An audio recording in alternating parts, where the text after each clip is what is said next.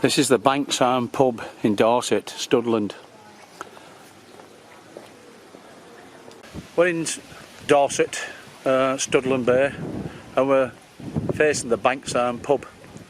Now, what's the Banks Arm pub got to do with a major defensive weapon at the beginning of the Second World War? Well, let's find out.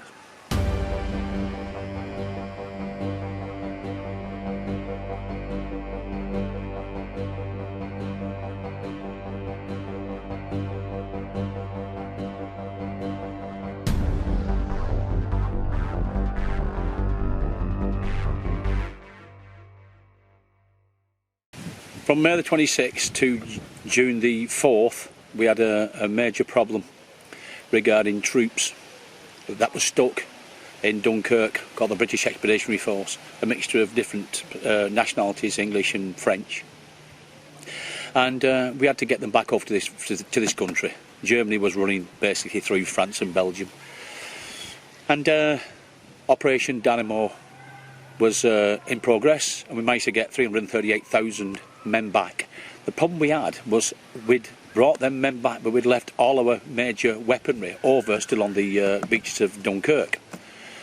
So at the beginning of the war, England didn't have many defences, but what it had is abundant supply of petrol. So the British Petroleum Warfare Group decided to put petrol, oil, together and make what they call Fougasse. Now, Fougasse basically is a mixture, a highly volatile mixture that they were setting up on the beaches in order to stop any German landing parties on these beaches. Initially, the Fougasse was a mixture of 40% petrol and 60% oil, and eventually they started to put stuff called tar lime or lime tar in it. And this made this stuff, when this fuel burst out onto the enemy, then it would stick to them and burn more efficiently, if you can say that. Very similar to napalm from Vietnam. It probably maybe the forerunner of napalm, actually. It sounds like it to me. Now, behind me, this Banks Arms here was a control centre for trying these weapons out.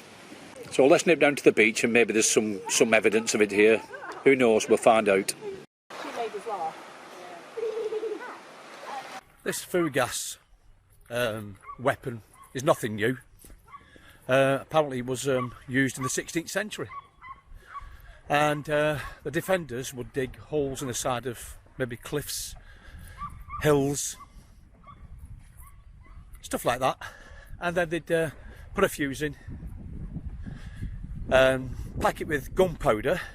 Then on top of that, would put stones or piece of metal, anything that they knew that they could fire at the enemy. Somebody would be hiding in the bushes, and then basically when the attackers came past, they'd set this fuse off and cover these attackers in pieces of metal and stone. The idea of this Fougasse idea, this flaming water, or whatever you want to call it, was because Britain didn't have many defensive measures at that time in June of 1940. We had abundance of fuel, so we mixed this combination of fuel, oil and eventually lime tar to try and create a defensive barrier just in case the Germans want to attack this area. Now, they used it in four ways. The first one was a pipeline under the water, just off the shore. The idea was if the Germans decided they wanted to send landing craft here with their infantry, then the pipeline would be opened up, it would be a flood of this mixture of liquid, and then I think it was an electrical charge that would set it off and set the water afire, basically, so they'd have to come through a barrier of burning tar and petrol. Second one was they would put pipes into the banking of the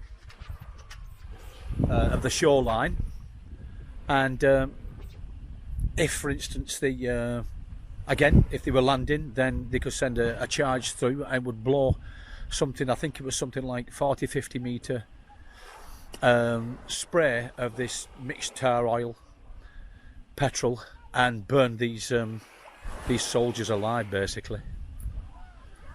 The third one was 40-gallon tar drums, or what looked like tar drums, at strategic roadside positions. And the idea of that was they would have to slow down the enemy. Now, they was either set off by somebody who was watching it, or if they happened to catch it, say for instance a tank or a truck, then there was an explosive charge underneath and would basically set off, blow up and cover these people in a mix of hot, gooey, flammable tar, petrol, oil. And the last one was they had some kind of a gun, I'm assuming on a truck. And the idea is that if a plane come low enough, they could shoot this mixture of tar in the air and hopefully catch a plane and destroy it that way. They never used it at the end because Germany never attacked. They cancelled Operation Sea Lion once they lost the Battle of Britain, and they concentrated on the invasion of Russia, Operation Barbarossa. Now this is a drain, but you imagine back in 1940 this possibly could have been somewhere where they'd stored this mixture of petrol, oil and possibly tar lime as well. So in other words, if the Germans came ashore here, which it's a good place to actually land craft here, it looks like it is anyway, then they'd have done explosive charge, sent a flame probably 40-50 metres out and spread about, I think it was 10 metres, something like that. And then no doubt it would catch any unaware German soldier by surprise and unfortunately burn them to death. You can imagine holes dug in the side of this cliff face here.